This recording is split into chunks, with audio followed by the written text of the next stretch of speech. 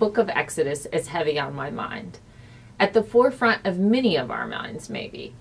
What strikes me is that Exodus is the most supernatural book in the Hebrew Bible, but it is also the climax, the pinnacle of Israel's story.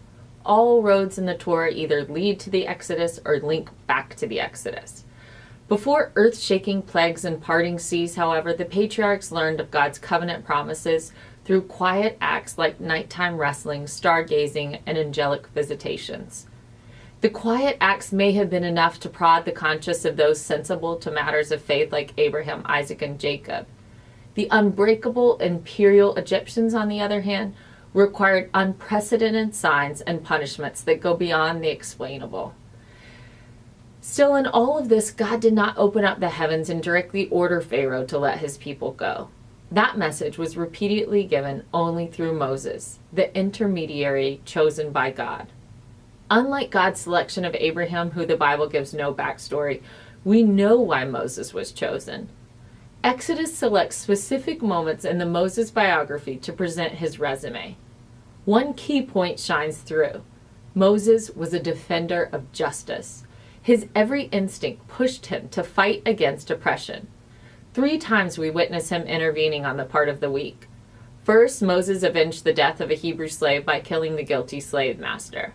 When he fled to Midian to escape Pharaoh's retaliation, he defended Jethro's daughters against greedy shepherds. Moses apparently does not only intervene on behalf of Hebrews, but he stands up to bullies in defense of non-Hebrews as well.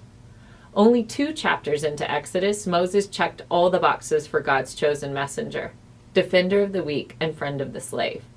In short, Moses was a revolutionary. Moses did not even stop his fight for justice with God. In the 5th chapter of Exodus, Moses challenged God. "Why have you brought trouble on your people? I went to speak with Pharaoh, but you have not rescued your people at all." God responded to Moses in absolute terms. He assured Moses that he heard the cries and groans of the Hebrews. He remembered his covenant with Abraham, Isaac, and Jacob. He promised to lift his mighty arm and set the people free from Egypt. But when Moses delivered this promise to the Hebrews, the Bible says they remained obstinate in their destitution. It says they would not listen to him, Moses, because their spirit had been broken by their cruel slavery. And there lies the last reasons for Moses' divine selection. He was a Hebrew, but he was raised in the house of Pharaoh. He never tasted the bitterness of slavery. His spirit was not killed by oppression, so he retained the will to fight it.